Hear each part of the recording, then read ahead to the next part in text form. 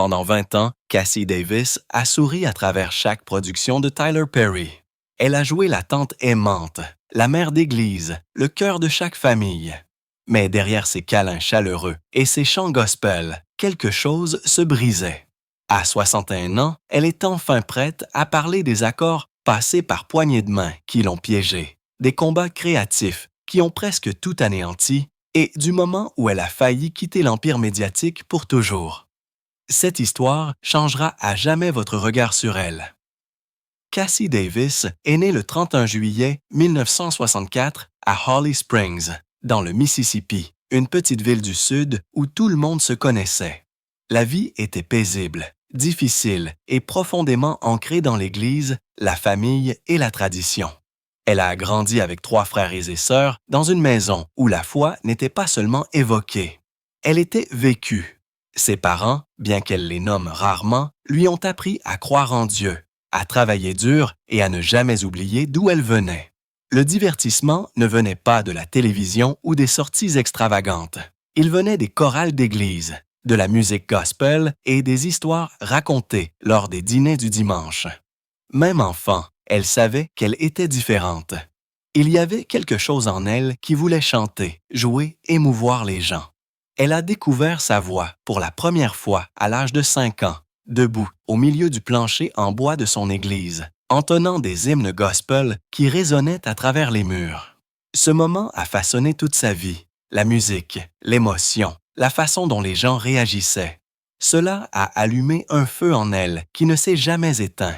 Ses parents l'ont reconnu immédiatement et l'ont encouragée à chaque étape.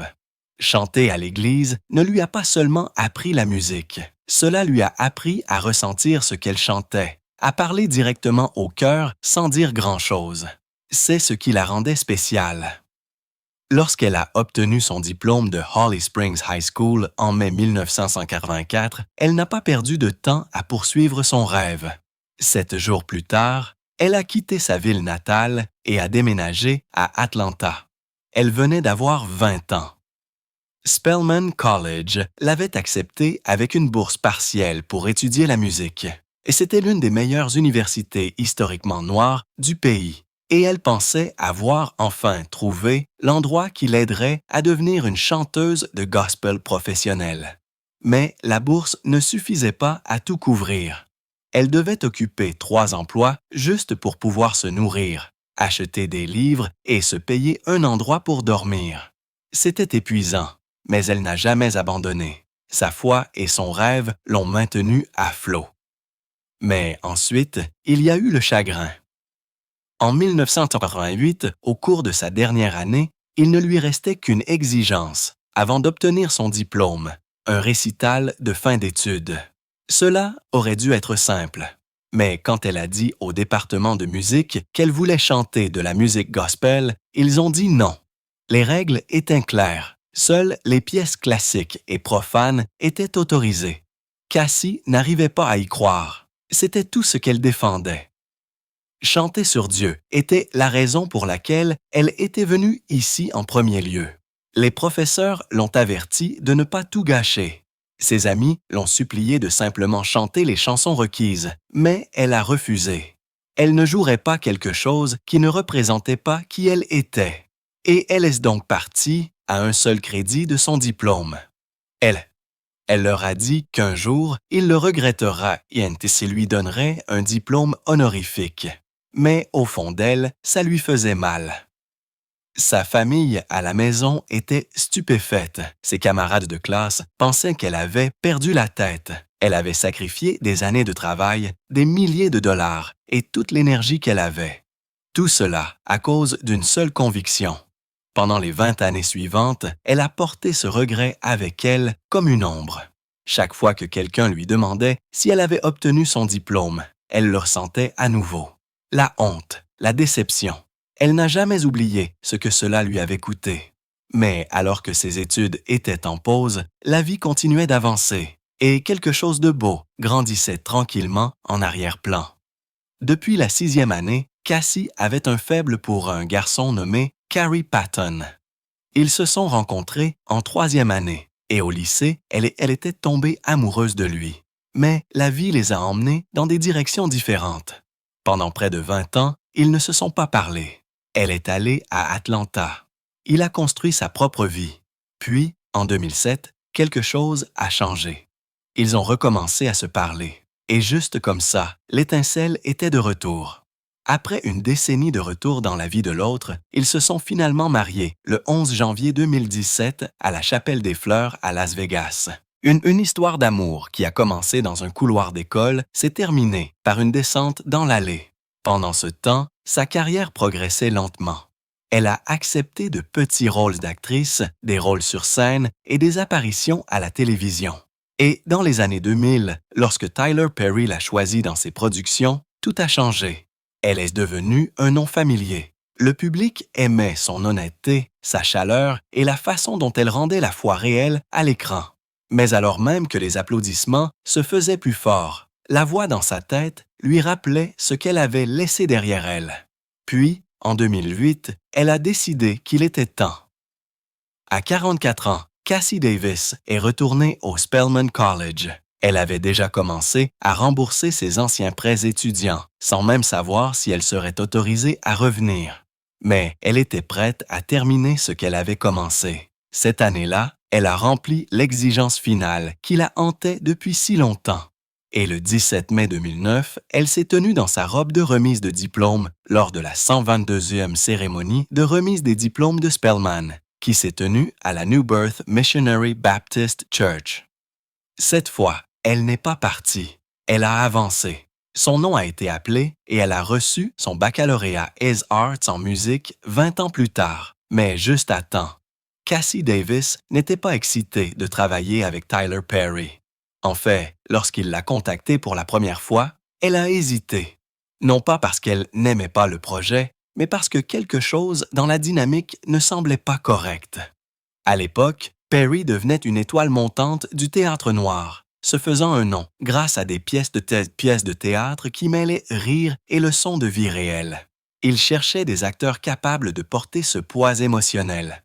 Cassie Davis s'était déjà construit un solide CV à la télévision avec des apparitions dans des émissions comme Living Single, Kenan and Kel et Married with Children. Elle n'était pas habituée au théâtre en direct et l'idée de pénétrer dans le monde de Perry lui semblait étrange, voire risquée. Mais l'hésitation qu'elle ressentait ne concernait pas seulement le médium. C'était un pressentiment que leur relation de travail pourrait être plus compliquée qu'il n'y paraissait. Pourtant, Tyler Perry n'a pas abandonné. Il a continué à l'appeler, lui présentant sa vision. Il lui a dit comment il voulait construire quelque chose qui n'avait jamais été fait auparavant. Il croyait en elle, peut-être plus qu'elle ne croyait même au rôle au début. La conversation qui a tout changé s'est produite lorsqu'il a parlé d'Atlanta. Pour lui, ce n'était pas seulement une ville, c'était la terre promise, un endroit où il pouvait construire un studio qui n'ouvrait pas seulement des portes aux talents noirs, mais transformait ces portes en rampes pour que les autres puissent entrer. Cette phrase l'a marquée. Elle a décidé de dire oui. Son premier rôle était dans I Can Do Bad All By Myself, où elle jouait Ella Payne. Ce rôle a allumé quelque chose dans le public. Sa chaleur, son sens du timing comique, la façon dont elle pouvait rendre un moment sérieux réel. Tout était connecté.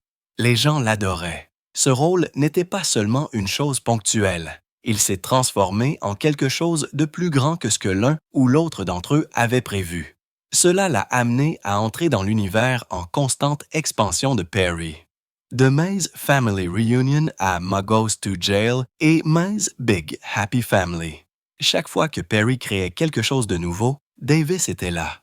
Et lorsque House of Pain a été diffusé en 2007, elle a ramené Ella Payne, cette fois dans des millions de foyers à travers l'Amérique. L'émission a duré des années, a été relancée plus tard et lui a permis de remporter 2 prix de l'image NAACP en 2010 et 2013. Son personnage était devenu un incontournable, mais en coulisses, tout n'était pas toujours rose. Pendant des années, elle est restée silencieuse sur ce qui se passait hors caméra. Les gens ont remarqué des choses étranges.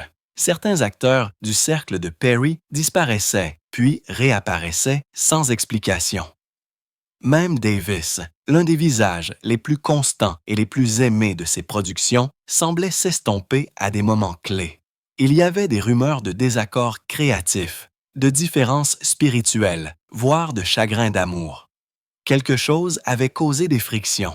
Les initiés ont commencé à se demander pourquoi quelqu'un d'aussi loyal et talentueux que Cassie Davis disparaissait au moment même où l'empire de Perry atteignait son apogée. Financièrement, Davis et se restait proche du monde de Perry. Il n'y avait pas beaucoup de contrats formels, juste beaucoup de confiance. Leur relation d'affaires semblait basée sur des poignées de main et la loyauté. Pendant plus de 20 ans, elle a joué des rôles importants dans ses pièces de théâtre, ses émissions de télévision et ses films. Ce genre de constance, surtout dans une industrie aussi instable que le divertissement, lui a probablement apporté une réelle richesse. Mais au fil du temps, il est devenu clair que la façon informelle dont ils travaillaient ensemble avait peut-être créé des problèmes.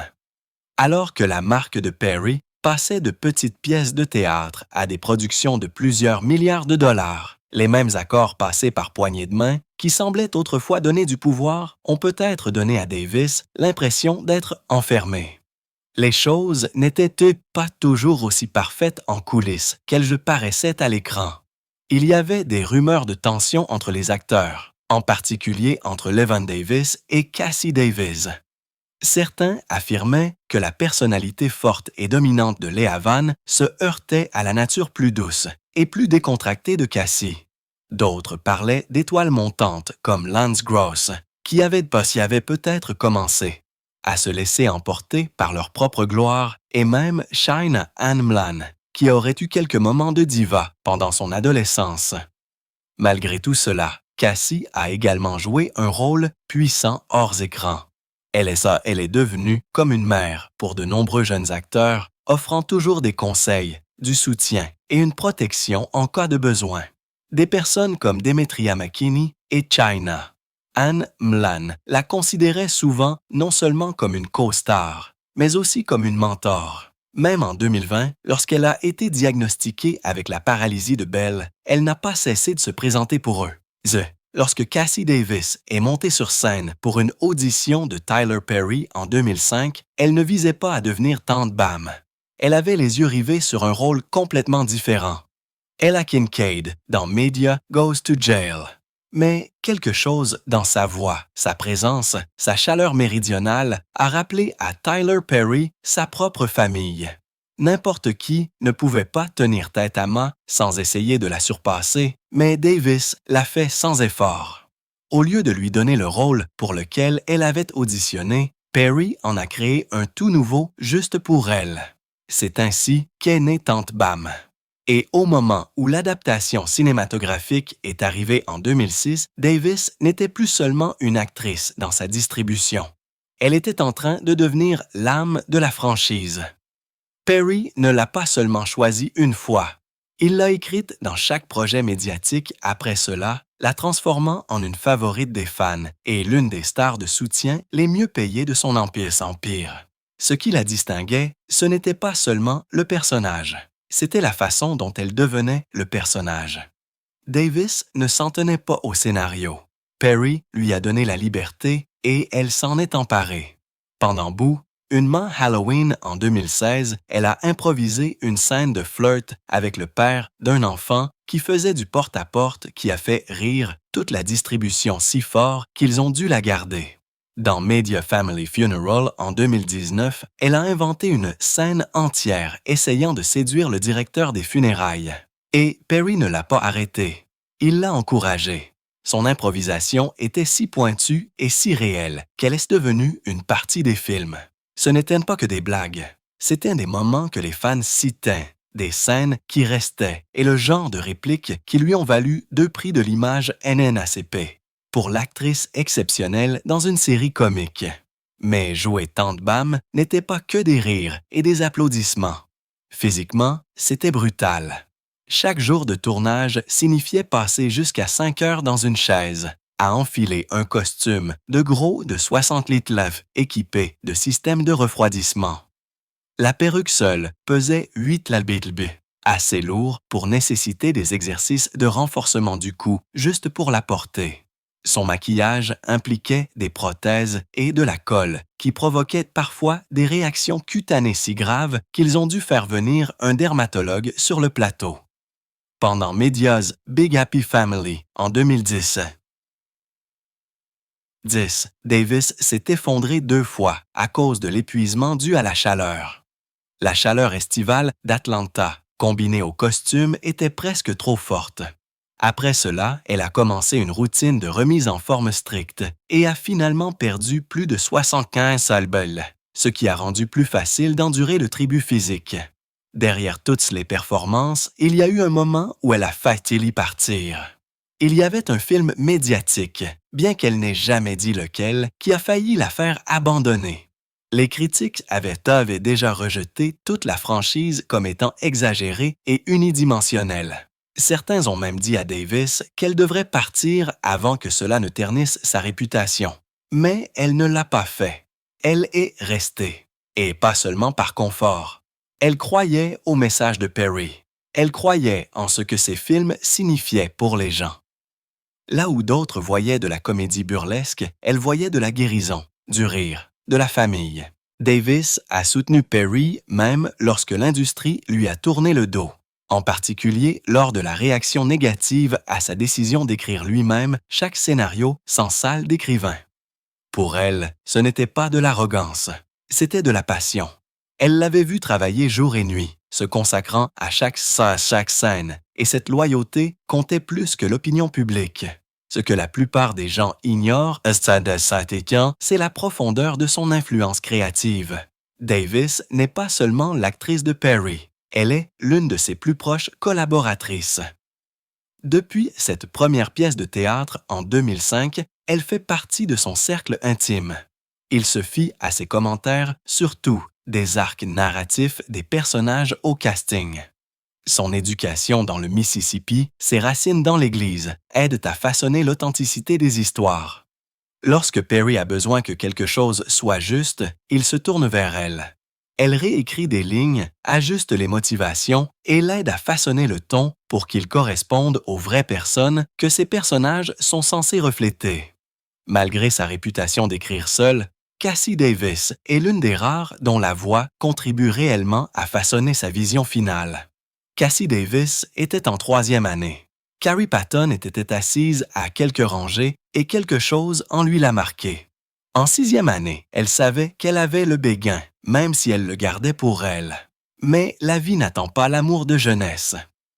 Après le lycée, ils se sont éloignés, attirés par différentes villes, différents rêves et différents avenirs. Pendant les 20 années suivantes, ils ne se sont pas parlé, pas une seule fois. Mais dans son cœur, Cassie n'a jamais lâché Carrie. Elle est sortie avec d'autres hommes, mais aucun d'eux ne semblait convenir. Aucun d'eux ne ressemblait à lui. Elle a admis plus tard que chaque homme qu'elle rencontrait, elle le comparait à Carrie, et chacun d'eux était en deçà.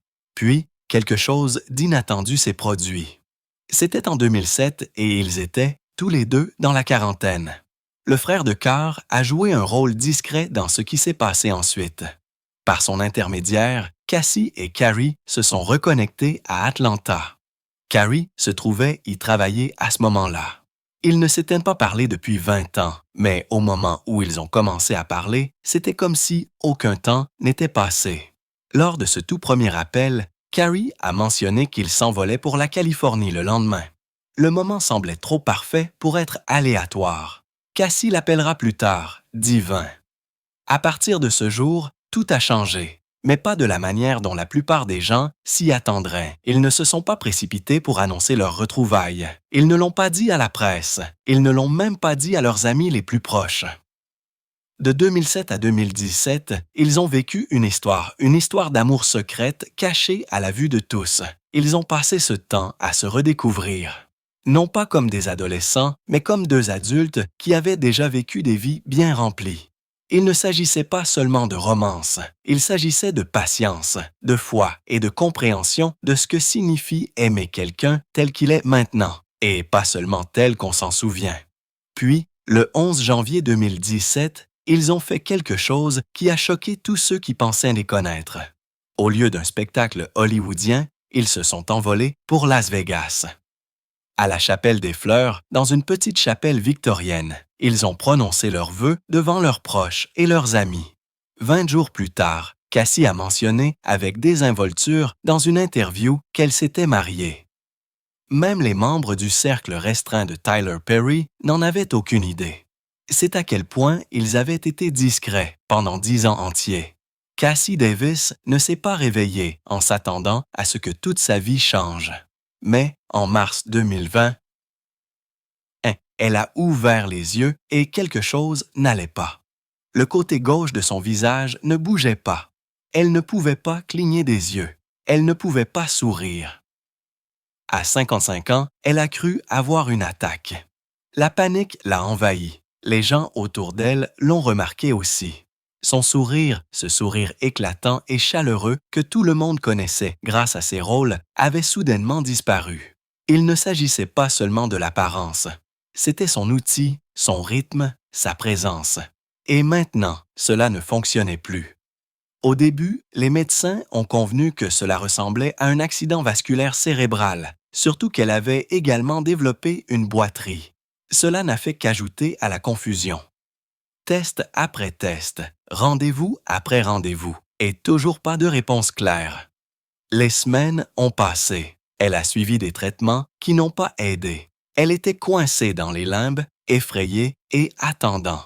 Ce n'est que lorsqu'elle a rencontré les bons spécialistes qu'elle a appris la vérité. La paralysie de Bell, une condition qui enflamme le 7e nerf crânien, paralysant une partie du visage. Pas permanent, mais douloureux. Pas mortel, mais dévastateur, surtout quand votre visage est votre carrière. Pourtant, elle n'a pas abandonné. Sur le plateau de House of Pain, Cassie et l'équipe ont trouvé des moyens de contourner le problème. Les maquilleurs ont soigneusement sculpté son visage. Les équipes d'éclairage ont utilisé des angles plus doux. Les caméramans ont ajusté les prises de vue pour que son côté le plus fort soit face à l'avant. Chaque scène est devenue un puzzle. Chaque réplique devait être prononcée juste comme il faut. Tyler Perry, plus qu'un patron, vraiment un ami, est resté à ses côtés pendant tout ce temps. Il lui a donné l'espace et le soutien nécessaires pour continuer, même lorsque chaque prise demandait un effort supplémentaire.